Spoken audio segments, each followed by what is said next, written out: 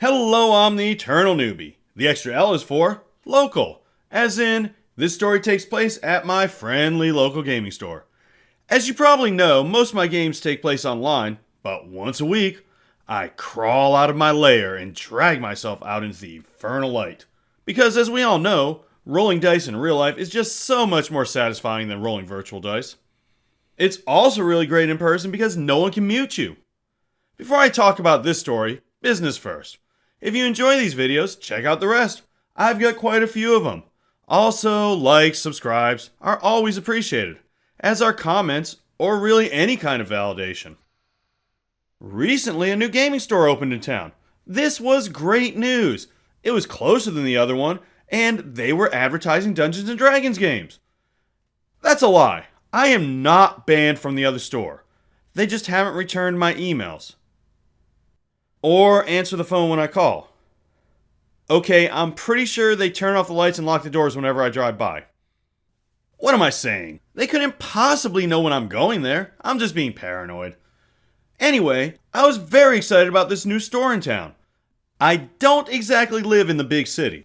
I mean, it's not some podunk town by any means. Like, we have a Walmart. We got 2 traffic lights. And the internet works 4 nights a week now.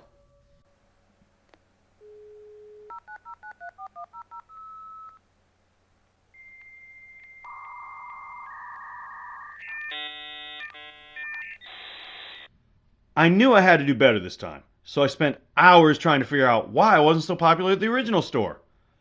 Could it be because I almost got the AL party wiped? Twice?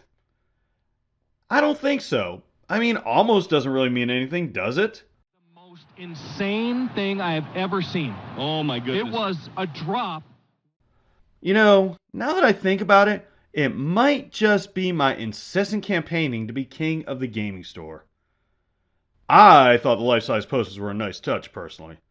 You know, it's a total mystery. I don't think anyone will ever figure it out.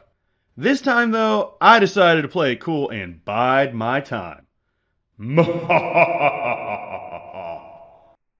As of right now, I've been playing Adventure League for a few weeks, and have been very careful not to get anyone else killed.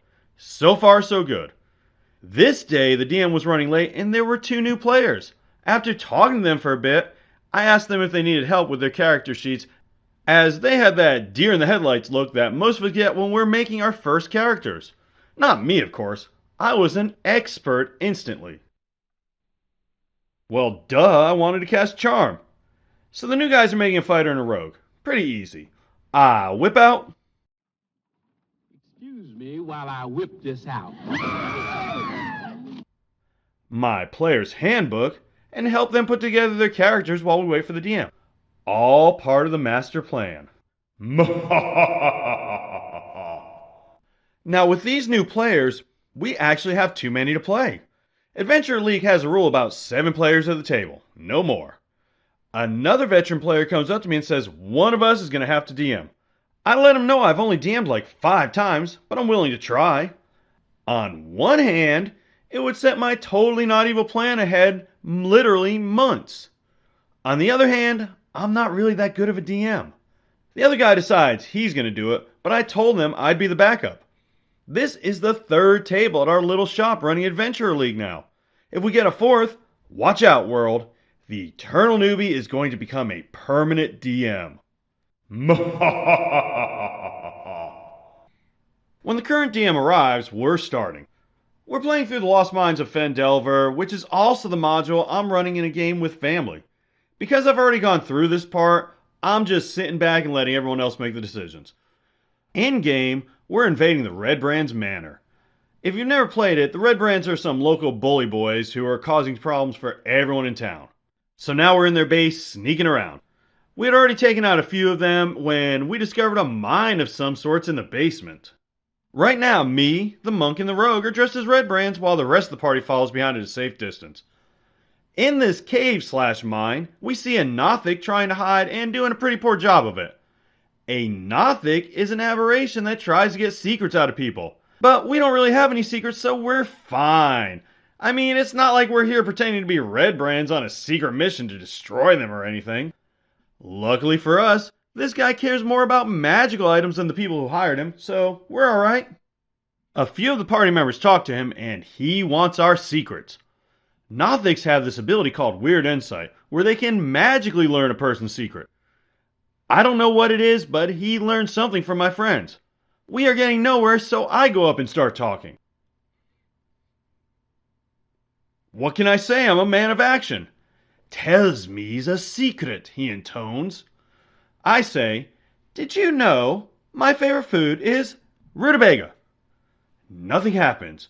Because I'm a half-elf, he has a hard time getting my secrets and he fails his check. Yep, Rutabagas sure are good, I say, and he just stares at me, thinking, what are you talking about? Probably like you're doing right now. Let me explain. I may have forgotten to mention this slightly important detail that before we came in here, the group came up with a code word that means attack, which of course is Rutabaga. So I'm all like, Rutabaga, Rutabaga, Rutabaga? Rutabaga. The rest of the party just stares at us. I start talking about all the ways to cook Rutabaga while waving behind my back vigorously to signal them to attack. And the rest of the party is just watching. Finally, the paladin attacks. I must have said Rutabaga 20 times, which is the second most times I've ever said that word in a minute. Don't ask. Nothics are not really too tough, we win this fight easily, and the session ends there. But, during the fight, Waterdeep came up for some reason out of character. And the monk asked me if I watch YouTube Dungeons & Dragons stories.